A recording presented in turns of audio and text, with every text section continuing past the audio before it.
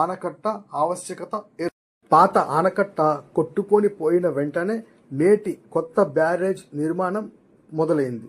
అది అప్పుడే కొత్తగా ఏర్పడిన ఆంధ్ర రాష్ట్ర ముఖ్యమంత్రి అయిన శ్రీ ఆంధ్ర కేసరి టంగుటూరి ప్రకాశం పంతులు గారి ప్రభుత్వం ఈ ప్రాజెక్టును చేపట్టింది. పాత ఆనకట్టకు కొన్ని మీటర్ల ఎగువన దీనిని ఇసుక పునాదులపై 1954 ఫిబ్రవరి 13వ తేదీన 3 సంవత్సరాల 10 నెలలలో 2,78,00,000తో పూర్తి చేశారు. ఇది నీటిల నియంత్రణకే కాక 24 అడుగుల వెడల్పుతో రోడ్డుకు 2 వైపులా 5 అడుగుల వెడల్పుతో నడకదారి కలిగి ఉంటుంది. ఈ రోడ్డు తూర్పు పడమరలో కృష్ణా డెల్టా ప్రాంతాలలోని 13.8 లక్షల ఎకరాలకు ఈ బ్యారేజ్ నుండి సాగునీరు లభిస్తుంది.